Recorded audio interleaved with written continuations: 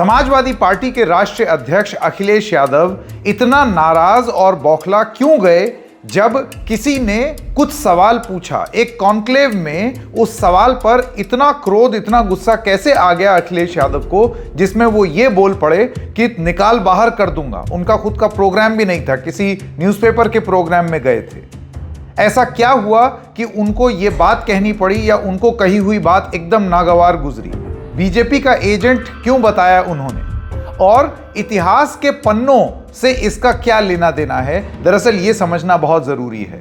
होता यह है कि आप जानते हैं कि चाहे औरंगजेब हो या फिर राणा सांगा, इनके इतिहास में इन्होंने जो किया जो नहीं किया, वो इतिहास की बात तो इतिहास की है, लेकिन उस इतिहास से ज्यादा जरूरी इसका इस्तेमाल मौजूदा और वर्तमान राजनीति में है। और उसको किस तरीके से एक चुनावी मुद्दा, एक बड़ा मुद्दा, समुदाय के आहत हो जाने का मुद्दा, उस तरीके से अलग अलग जगहों पर अलग अलग तरीके से प्रस्तुत किया जाता है, ये दरअसल उसकी दास्तान है। और आप ये जान लीजिए, अगर हमारे देश में नेता लोग इतिहासकार बन जाएंगे तो फिर उस लॉजिक से मैं भी एक रॉकेट साइंटिस्ट हूं। इंटरनेशनल स्पेस स्टेशन में जितने पुर्जे लगे हैं और स्पेसएक्स का जो भी शटल है जो ऊपर जा रहा है, उसके रिपेयर का ठेका मेरे पास है। बात आपको अटपटी और विचित्र जरूर लग रही होगी, लेकिन ये बिल्कुल वैसे ही है जब नेता इतिहासकार बन जाते हैं। क्या है ये पूरा मामला, आइए आपको उसके बारे में बताते हैं। नमस्कार, मेरा नाम है संकेत उपाध्याय और आप देख रहे हैं इशारों इशारों में।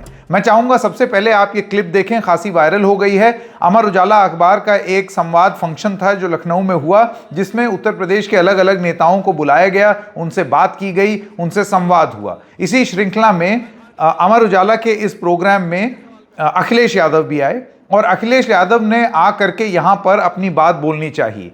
एंकर ने कुछ सवाल राणा सांगा पर पूछे। इसकी एक पृष्ठभूमि भी है और इससे पहले कि किसी और को दोषी ठहराया जाए, अखिलेश यादव की पार्टी के ही नेता रामजी लाल सुमन ने कुछ बयान दिए, जिस बयान को लेकर के करणी सेना उग्र हो गई। इसको लेकर के डैमेज कंट्रोल में अखिलेश यादव गए भी, रामजी लाल सुमन को सपोर्ट भी दिया, लेकिन सपोर्ट देते देते हिदायत भी दे दी कि नेताओं को, हम लोगों को कोई ऐसा इतिहास का मुद्दा नहीं उठाना चाहिए जो वर्तमान में खाई पैदा करे। इस स्टेटमेंट के पीछे जितनी समझदारी और सूझबूझ दिखती है अखिलेश यादव की, उससे ज्यादा उनकी राजनीतिक मजबूरियां भी हैं। उनका उल्लेख करने से पहले मैं चाहूंगा कि आप ये वायरल क्लिप सुन लें जो अमर उजाला के प्रोग्राम में हुआ, क्योंकि अखिलेश यादव ये जवाब देते हुए एकदम तिलमिला उठे, झन्नाहट से दिखी उनके अंदर। क्या हुआ जरा देखिए। बोल सकते हैं क्या ये आदमी भाजपा का है? इस तरह को नहीं बैठाई, निकाल बाहर कर दूंगा मैं इसको। निकाल बाहर कर देंगे तो उधर से आवाज नहीं हो जाएगा, बता रहा हूं मैं। निकाल बाहर कर देंगे। अरे उधर से आवाज नहीं आनी चाहिए। हाँ, निकाल बाहर कर देंगे भाजपा के वहां। मैं अगले सवाल पे आता हूं अखिलेश जी। आप बताइए 2027 की आपकी क्या तैयारी है? नहीं निकालिए, नहीं ये आपकी जिम्मेदारी है, इस तरह के लोगों को नहीं बैठा सकते आप। हम बातचीत जारी रखते हैं। नहीं कुछ नहीं बोलिए। पुलिस को ले जाने दो, पुलिस को ले जाने दो। रुक जाओ, पुलिस को ले जाने दो, पुलिस ले जाएगी इसको। बैठने दो थोड़े आपके कार्यकर्ताओं हट जाइए। कार्यकर्ता नहीं है, जनता है, हट जाइए। हट जाइए सब लोग, हट जाइए।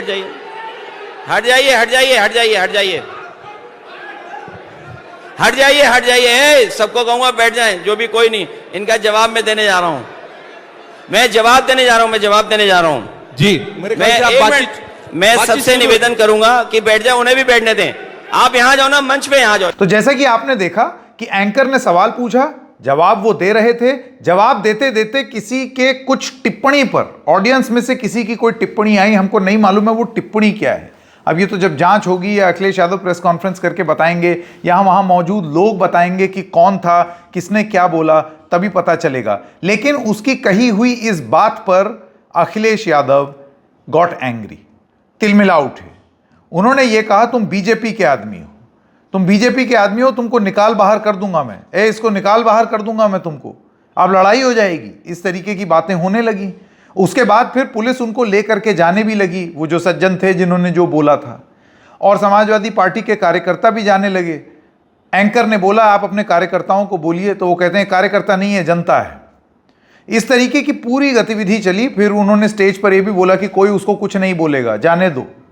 यानी कि स्टेज से अखिलेश यादव की तिलमिलाहट ग्राउंड पर जो समर्थक थे, अब वो सपोर्टर्स हैं, वो समाजवादी पार्टी कार्यकर्ता हैं, हम नहीं जानते, लेकिन जो समर्थक थे, सपोर्टर्स, उनके बीच में वो संदेश गया और उसके बाद फिर वो एस्कॉर्ट करके लेकर के गए, नॉट इन लिटरल सेंस।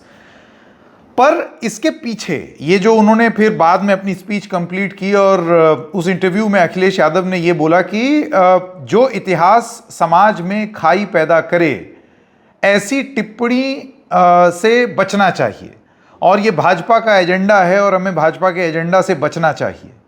दरअसल रामजी लाल सुमन के बयान से अखिलेश यादव को पॉलिटिकल प्रॉब्लम है।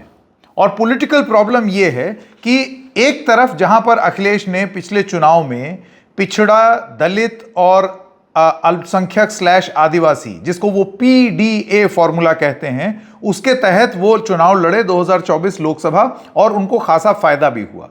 PDA रणनीति आगे भी समाजवादी पार्टी चलाती रहेगी। आप जानते हैं कि वो उनका एक एजेंडा है, ये उनका एक मिशन है कि हमको इन समुदायों पर विशेष ध्यान देना है। पिछड़ा, दलित और अल्पसंख्यक / आदिवासी। पिछड़े में OBCs आ गए, दलित में शेड्यूल्ड कास्ट आ गए और अल्पसंख्यक और आदिवासी में ट्राइबल्स और माइनॉरिटीज आ गए।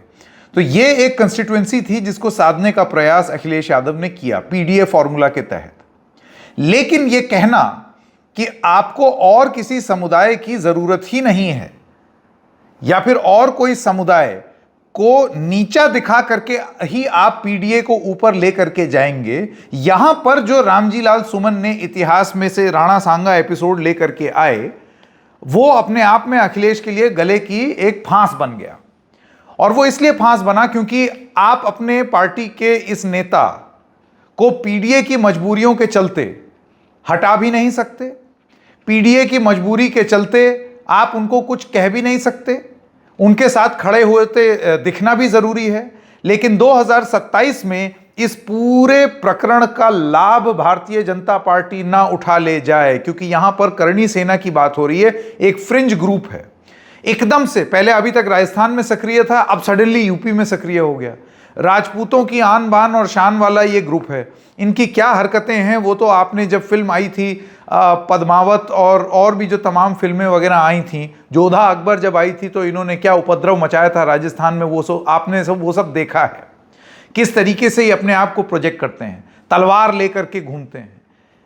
हालत ये हो गई है कि जब रामजी लाल सुमन के घर के बाहर तोड़फोड़ हुई और अखिलेश वहां गए, उसके बाद अब अखिलेश लखनऊ में भी ऐसा बताया जा रहा है कि उनके घर के आसपास सुरक्षा का घेरा बढ़ाया गया है, क्योंकि वो धमकियां प्राप्त कर रहे हैं इस बयान के बाद। यह भी बताया जा रहा है कि समाजवादी पार्टी ने चिट्ठी लिखी है कि भाई जो सुरक्षा कवर था अखिलेश यादव का, जो आप जानते हैं कि कुछ वर्ष पहले हटा लिया गया, वो सुरक्षा कवर उनको वापस दिया जाए, क्योंकि उनकी जान पर बना सकती है। इस तरीके की उनको धमकियां मिल रही हैं। जैसे कि हमने पहले भी कहा, एक तरफ तो हिदायत दी जा रही है कि इतिहास में ना जाएं पार्टी के लोग, संभवतः ये संदेश रामजी लाल सुमन के लिए, लेकिन वहीं PDA परिवार को एक साथ रखने की भी मजबूरी, जिसकी वजह से अखिलेश यादव आगरा पहुंचकर समाजवादी पार्टी के राज्यसभा सांसद रामजी लाल सुमन से मिले, मुलाकात की। अब उसकी तस्वीरें भी सामने आ गईं। इसके बाद उन्होंने कुछ बयान भी दिए, आइए आपको वो सुनाते हैं। ये घटनाएं हुई हैं,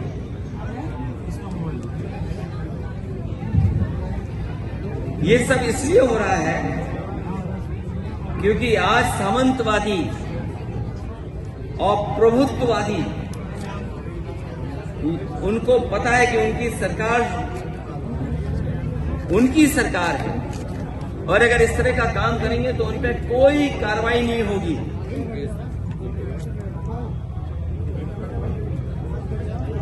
इसीलिए निषाद समाज की वीरांगना फूलन देवी को मारने वाला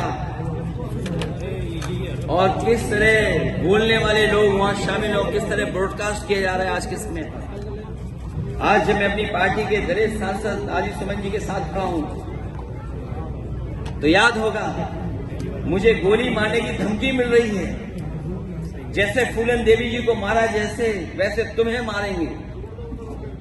आखिरकार कौन है इनके पीछे? और अगर ये धमकी दी गई है, अगर वो पोस्ट वायरल हो रही है, सोशल मीडिया पे चल रही है, वैसे तो सरकार को खुद संज्ञान लेना चाहिए। लेकिन अगर हमारी पार्टी के लोग शिकायत भी करने जा रहे हैं तो उस पर एफआईआर दर्ज नहीं हो रही है। बीजेपी के लोग कुछ भी लिख सकते हैं, उन पे एफआईआर नहीं होगी, कड़ी कार्रवाई नहीं होगी। और अगर एफआईआर हो भी जाएगी तो कार्रवाई नहीं होगी। करीबन 25-30 एफआईआर तो हम लिखा चुके हैं। इस सरकार में जाति कैसे काम कर रही है उसे देखिए। सम्राट अशोक, जिन्हें कुशवाहा मौर्य समाज अपना भगवान मानता है, उनकी जयंती पर सौहार्दपूर्ण आयोजन, एक व्यक्ति ने तलवार से केक काट दिया, उस पर कार्रवाई हो गई। पर पुलिस ड्रोन की निगरानी में तलवार लहराती योगी सेना के लोगों को पूरे सम्मान के साथ कोई कार्रवाई नहीं हुई उसका। अगर कहीं कोई कार्रवाई हुई हो तो बताइए आप। और मैं इसलिए कहता हूं कि सरकार पिछड़े दलितों और अल्पसंख्यकों को डराना चाहती है। कई मौकों पर हम लोगों ने घटनाओं में देखा है, उनके काम करने के तरीके को देखा है, क्योंकि वो जानते हैं कि पीडीए की ताकत 2027 में सपा को साथ दे रही है। सपा के साथ खड़े हैं पीडीए के लोग। उसे डराएं धमकाएं, और वो डराना धमकाना हम लोगों ने देखा था। अभी जो बाई इलेक्शन हुआ था उसमें किस तरीके से डराया धमकाया गया था, उन्हें वोट तक नहीं डालने दिया गया था। ये बड़ी साजिश थी। और मैं कुछ उदाहरण हाल के ही देना चाहता हूं, मैं पुराने उदाहरण कोई नहीं देना चाहता हूं। किस तरीके के सरकार का व्यवहार है डराने का, मैं वही उदाहरण कुछ देना चाहता हूं। हालांकि कुछ बातें जो घटनाएं हैं उसमें कुछ मिलकर के कुछ और फैसले हुए हैं, लेकिन जो घटनाएं हम लोगों ने देखी और हाल में हुई हैं, इलाहाबाद में एक दलित को जला के मार दिया गया क्योंकि उसने जाति विशेष के लोगों के गेहूं काटने से मना कर दिया। क्या आज के आजाद भारत में, जहां बाबा साहब भीमराव अम्बेडकर जी का संविधान हो, वहां पर ऐसी घटनाएं होंगी कि अगर गेहूं के काटने के लिए मना कर दें तो उसकी जान ले लेंगे जला करके? कल आगरा में अभी कुछ दिन पहले और कई दिनों पहले, कई वर्षों पहले भी घटनाएं हुई। उन घटनाओं का मैं जिक्र नहीं करना चाहता हूं, कस्टोडियल डेथ की मैं जिक्र नहीं करना चाहता हूं, लेकिन कुछ दिन पहले आगरा में बारातियों और दूल्हे को घोड़ी से उतार के मारा क्योंकि वो बाबा साहेब अम्बेडकर जी का गाना बजा रहे थे। अगर गाना तेज था तो उसकी शिकायत की जा सकती है, लेकिन गाना आप क्या बजा रहे हैं नहीं बजा सकते हैं।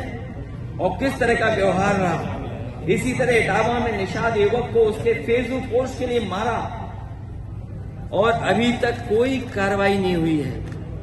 अभी हाल ही में फेसबुक पोस्ट लिख दिया, उसने वीरांगना फूलन देवी को लेकर के कुछ लिख दिया, उसको मारा और अभी तक मारने वालों पे कोई कार्रवाई नहीं हुई है।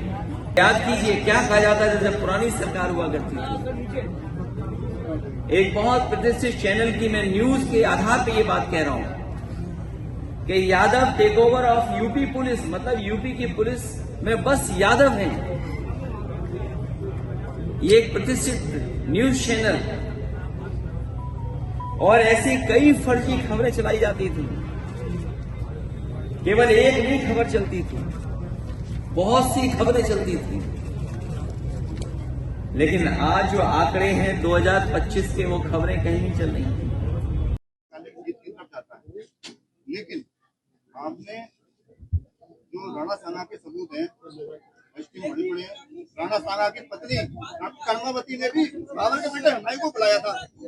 ये जो ना अन्ना भाई के अन्ना मैंने आपसे कहा और मैंने लोकसभा में भी कहा और कई मौकों पर मैंने कहा, आप इसे सर इस मुद्दे मैं कई मौकों पर कहा, जो इतिहास हमें आगे न बढ़ाता हो, जो इतिहास हमारे आपके बीच में दूरियां पैदा करता हो, जो इतिहास समझने से हमारी प्रोग्रेसिव पॉलिटिक्स को ठेस पहुंचती हो, उस इतिहास को इतिहास ही रहना चाहिए। क्योंकि इतिहास में बहुत सारी ऐसी चीजें छिपी हैं, कुछ आपको अच्छी नहीं लगेंगी, कुछ मुझे अच्छी नहीं लगेंगी, इसलिए इतिहास को इतिहास ही रहने देना चाहिए। तो 2027 से पहले ठाकुरों की तरफ से इस तरीके की प्रतिक्रिया या फिर उनकी एक फ्रिंज ग्रुप ही सही उत्तर प्रदेश में जाति से जुड़ी हुई राजनीति ये इस तरीके से सक्रिय होती है, शायद इसका और कोई नमूना, इतना बड़ा नमूना और देश में कहीं नहीं है।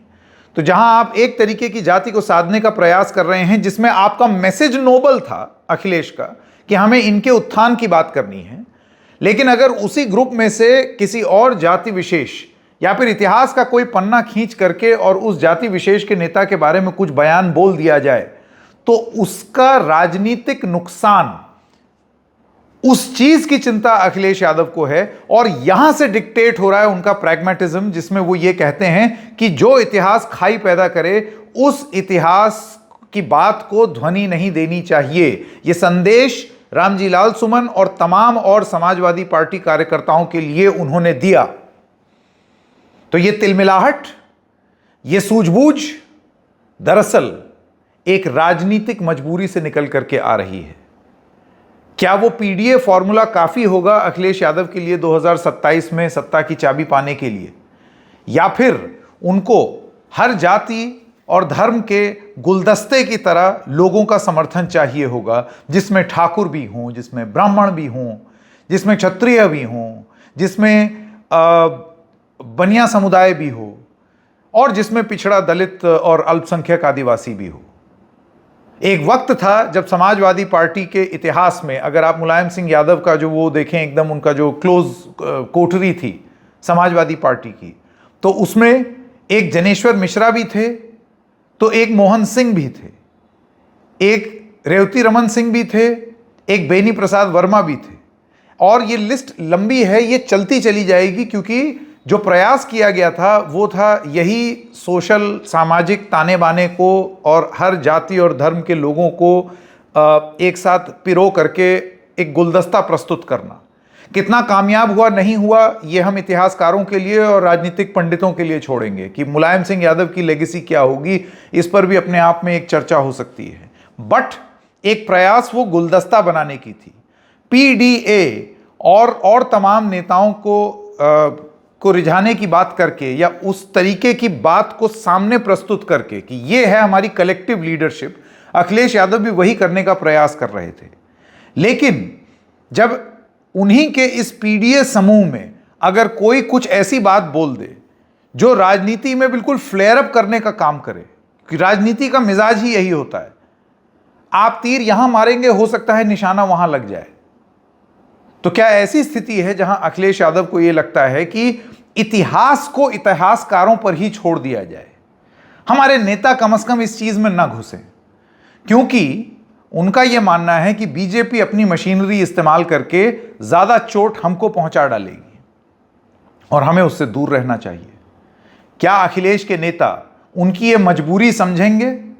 उनके इस गुस्से के पीछे छुपी हुई उनकी यह मजबूरी समझेंगे? क्या इसका असर आगामी चुनाव पर तो नहीं पड़ जाएगा? हम देखेंगे। इशारों में बस इतना ही, फिर मिलेंगे किसी और मुद्दे के साथ। तब तक के लिए नमस्कार।